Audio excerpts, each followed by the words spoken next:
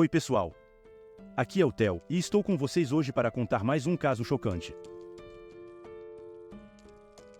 Do amor ao terror. Em 2003, uma história que abalou profundamente o Brasil e recebeu ampla cobertura da mídia nacional e internacional foi o desaparecimento de um jovem casal nas florestas da província de Embu Guaçu. Apesar das esperanças de encontrá-los vivos, elas foram frustradas e os últimos dias dos jovens se transformaram em um verdadeiro pesadelo. As famílias enlutadas enfrentaram outra provação quando o principal criminoso, torturador e brutal assassino escapou da punição e, para piorar, encontrou-se em uma situação melhor do que antes. Reacendendo o debate a respeito da maioridade penal no Brasil. Quem são Liana Friedenbach e Felipe Café? Liana Bey Friedenbach nasceu em São Paulo em 6 de maio de 1987, a mais velha de 2 filhos. Com origens judaicas e uma situação financeira confortável, ela transferiu-se para o Colégio São Luís em agosto de 2003. Sua intenção era equilibrar os estudos com outras atividades em sua rotina, incluindo aulas de ginástica, inglês e participação nos eventos da Chazita Noar, uma organização judaica da qual fazia parte. Seus sonhos incluíam prestar vestibular para a educação física, tornar-se monitora em acampamentos do movimento judaico e visitar um kibbutz. Ela cresceu em uma família abastada e influente, liderada por Ari Friedenbach, um respeitado advogado na cidade. Felipe Silva Café, por outro lado, nascido em 1 de julho de 1984 em São Paulo, foi criado em uma família numerosa e de classe média. Desde jovem, ele se acostumou a trabalhar para ajudar nas despesas de casa. Felipe era bolsista no Colégio São Luís e trabalhava durante o dia. Ele pretendia prestar direito para se tornar delegado. Os dois se conheceram na escola e, apesar das diferenças sociais e da desaprovação dos pais de Liana, começaram um relacionamento secreto. Com encontros clandestinos e escondidos, eles buscavam momentos de felicidade juntos, longe dos olhares desaprovadores. Uma última escapada. Na primavera de 2003, com cerca de 2 meses de relacionamento, o casal decidiu se afastar do mundo por um tempo e planejou uma viagem junto a um grupo de amigos de Felipe, que tinham o costume de acampar com ele há anos. Por diversos motivos pessoais, os amigos foram desistindo do passeio e decidindo não desmarcar o encontro, o casal optou por viajar sozinho para uma área remota e deserta, onde pudessem ficar a sós. Prepararam-se minuciosamente para essa jornada, que prometia ser uma aventura emocionante. Além disso, eles elaboraram um álibi convincente para explicar a ausência e evitar despertar suspeitas. Felipe disse aos pais que iria acampar com os amigos, enquanto Liana inventou que faria uma excursão com jovens da igreja para Ilhabela, após ter seu primeiro pedido negado quando disse que queria acampar com Felipe e amigos. As famílias de ambos acreditaram nessas histórias inventadas e os deixaram partir sem preocupações. Liana e Felipe estavam radiantes, pois teriam uma semana inteira para aproveitar a companhia um do outro, longe de qualquer julgamento ou interferência. No dia 31 de outubro de 2003, os dois deixaram o colégio à noite e pernoitaram no vão do MASP, na Avenida Paulista, cuidando para não serem vistos juntos. De madrugada, próximo ao amanhecer, foram à rodoviária com destino a Embu Guaçu. Como estudantes, sabiam que tinham direito a transporte público gratuito e planejaram sua rota com antecedência. Durante a manhã, eles compraram alguns mantimentos em um mercadinho, se organizaram e por fim foram caminhando pela estrada do Belvedere com destino ao sítio do Lê. O sítio pertencia a um artista plástico português que recebia muitas pessoas para acamparem em seu terreno, porém havia sido abandonado devido ao crescimento da criminalidade no local, com o aparecimento de quadrilhas de desmanche de carros entre outras. Vale salientar ainda que o dono do sítio precisou deixar o local após uma tentativa de homicídio e ameaças contra ele. Ao chegar, precisaram caminhar alguns quilômetros até encontrar um lugar deserto na floresta, onde planejavam montar acampamento e desfrutar de momentos a sós. Apesar do cansaço da jornada, o dia estava ensolarado e os jovens estavam animados, fazendo planos e brincando enquanto montavam o acampamento no local marcado. Presença indesejada. Quando Liana e Felipe partiram para uma região remota e isolada, não consideraram que nesses lugares a pobreza era predominante, criando um ambiente favorável para a prática do crime. Logo, a chegada de jovens bem vestidos carregando mochilas grandes e bolsas não passou despercebida. Enquanto o casal adentrava a floresta em direção à fazenda abandonada onde planejavam ficar, chamaram a atenção de bandidos locais que pescavam às margens de um lago. Entre eles estavam Paulo César da Silva Marques, conhecido como Pernambuco, na época com 32 anos. E Roberto Aparecido Alves Cardoso, também conhecido como Champinha, na época com 16 anos. Apesar da pouca idade, Champinha liderava uma gangue que ele próprio formou. Os criminosos ficaram intrigados com a presença dos estranhos, especialmente a bela jovem. Além disso, presumiram que nas mochilas dos viajantes poderia haver algo valioso e decidiram aproximar-se. Os bandidos seguiram furtivamente o casal, observando-os de longe, escondidos na vegetação. Enquanto os amantes montavam acampamento, faziam um lanche e preparavam o local, os invasores esperaram até terem certeza de que ambos estavam sozinhos e desarmados. Foi então que Pernambuco e Champinha avançaram sobre Liana e Felipe, ameaçando-os com uma faca e uma espingarda. Surpresos e assustados, os dois não ofereceram resistência. Após rasgarem toda a barraca e vasculharem todas as mochilas e bolsas, os criminosos não encontraram nada de valor. Decidiram então que poderiam pedir um resgate pelos jovens às suas famílias. Liana, apavorada, afirmou imediatamente que era de uma família abastada e que seu pai pagaria qualquer quantia que pedissem. Satisfeitos com essa revelação, os criminosos, sem experiência em situações como aquela, não sabiam ao certo como prosseguir para garantir que ficassem com o dinheiro e saíssem impunes. Prisioneiros. Enquanto o plano amadurecia e os bandidos tentavam descobrir quem tinham em suas mãos e quanto poderiam pedir por suas vidas, decidiram esconder os prisioneiros para evitar que eles escapassem. Inicialmente, Felipe e Liana foram obrigados a caminhar por quilômetros mata adentro, chegando a um sítio no qual o caseiro ajudaria a fornecer o local como cativeiro. Era uma estrutura decadente próxima à fazenda onde os rapazes estavam hospedados, mas como não havia janelas ou portas, logo decidiram levar eles para a casa de um dos membros da gangue. Lá, Felipe foi amarrado e brutalmente espancado para que não pudesse resistir. Naquela mesma noite, todos os membros da gangue se revezaram abusando da garota, que estava amarrada e indefesa, destruindo completamente sua honra, e ignoraram seus apelos para que não o fizessem. Primeiro por Champinha e Pernambuco, depois pelos comparsas dos criminosos que foram aparecendo nos demais dias, Agnaldo Pires, de 40 anos e Antônio Caetano da Silva, o caseiro, de 50 anos. Sumiço e início das investigações.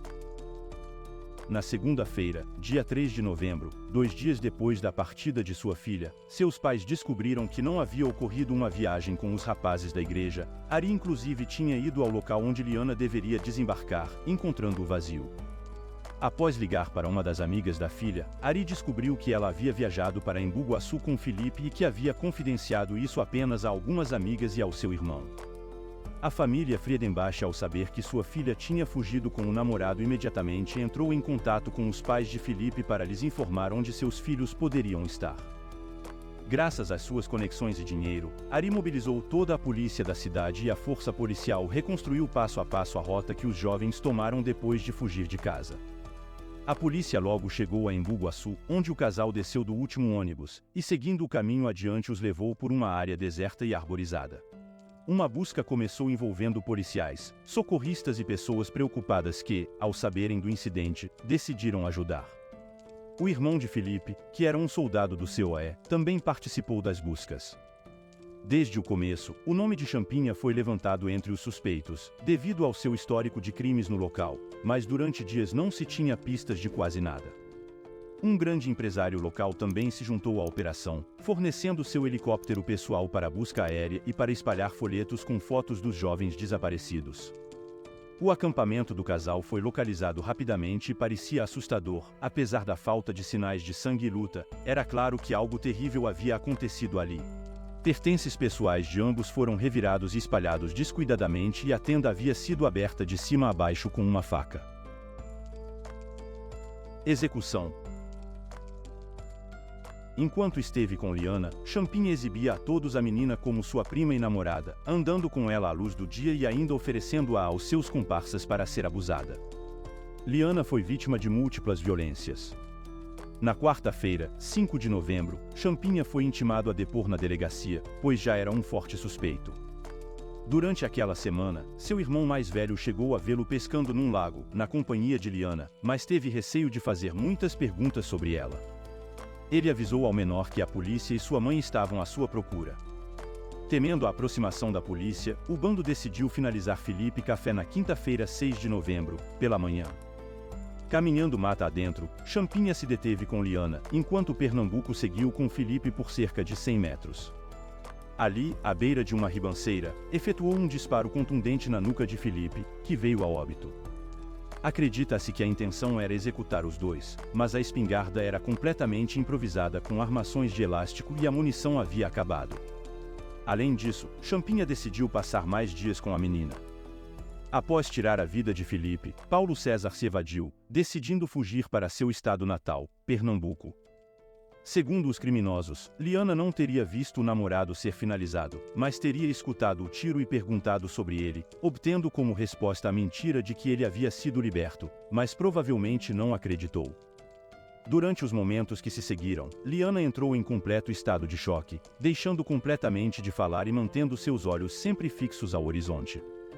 Os cerca de 2 dias que passou sozinha na mão dos algozes foram ainda piores que os anteriores.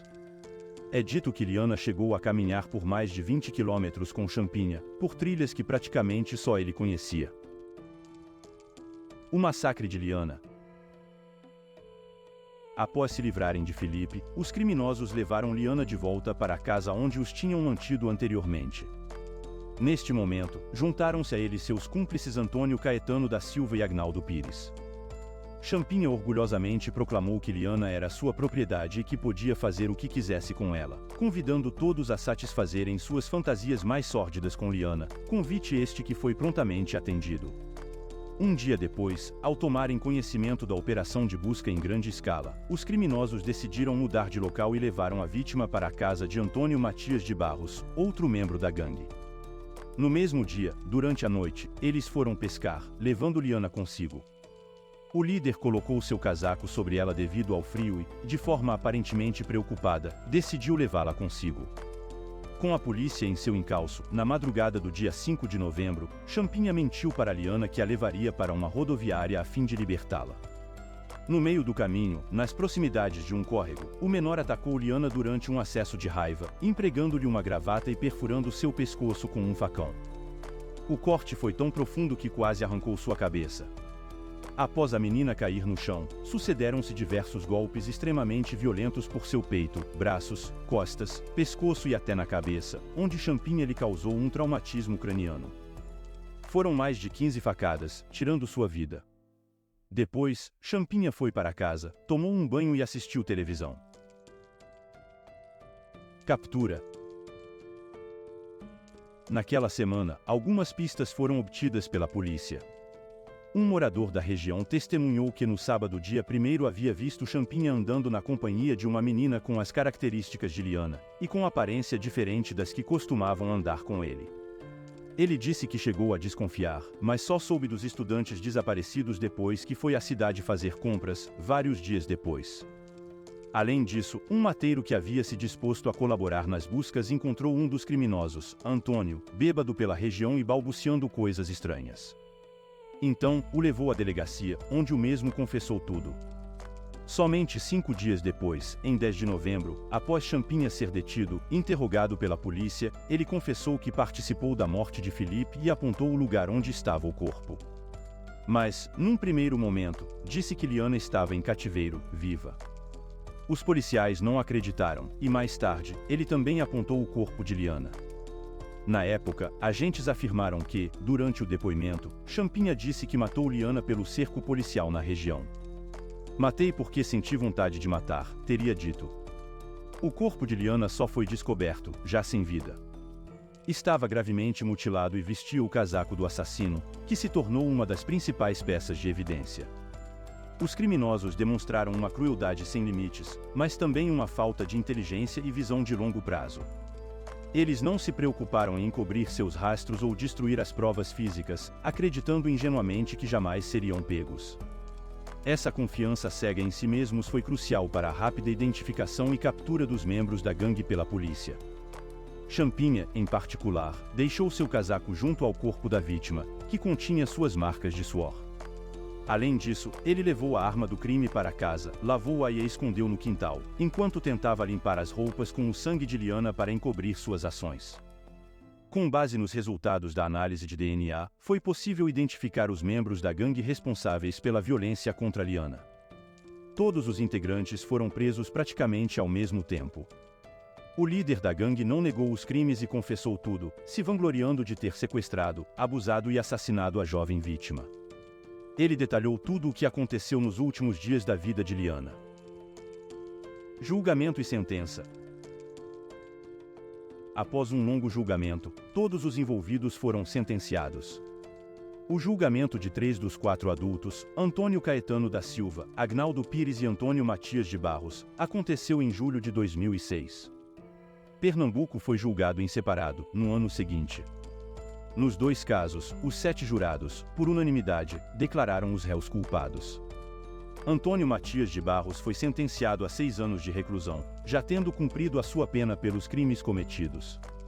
Antônio Caetano da Silva foi condenado a 26 anos de reclusão e está em regime aberto desde 2020. Agnaldo Pires pegou 47 anos de prisão, porém teve a pena reduzida e já está em liberdade. Paulo César da Silva Marques, o Pernambuco, cumpre pena de 110 anos em regime fechado.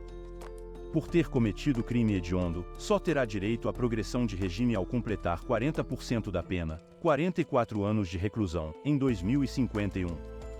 Considerado o líder do bando, Roberto Aparecido Alves Cardoso, o Champinha, tinha 16 anos de idade na época do assassinato do casal e foi internado na Unidade 1 da Fundação Casa, antiga FEBEM, do Complexo Vila Maria, Zona Norte de São Paulo. De acordo com o Estatuto da Criança e do Adolescente, ele poderia ter ficado internado na entidade por até 3 anos ou no máximo até completar 21 anos. Ao completar 21 anos, no entanto, o Ministério Público requereu sua interdição civil. Um laudo psiquiátrico apontou que ele tem doenças mentais graves, como transtorno de personalidade antissocial e leve retardo mental, sendo que pode apresentar riscos à sociedade. Champinha foi transferido para uma unidade experimental de saúde, destinada à recuperação de jovens infratores com distúrbios mentais, onde permanece até hoje. Desde então, a custódia dele se tornou responsabilidade do governo paulista.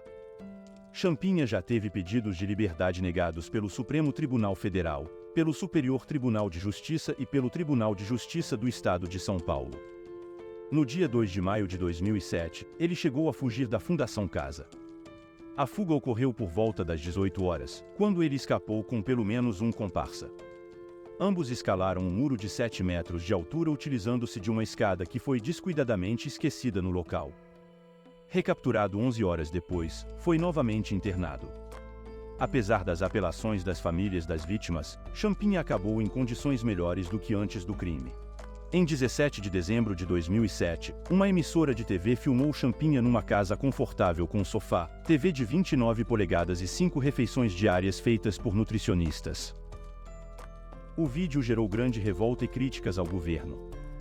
Champinha custaria ao Estado cerca de R$12 mil mensais na época da reportagem em 2007, e em um levantamento mais recentes o montante gasto pelo Estado já ultrapassa os R$30 mil mensais, segundo matérias encontradas durante a pesquisa do caso.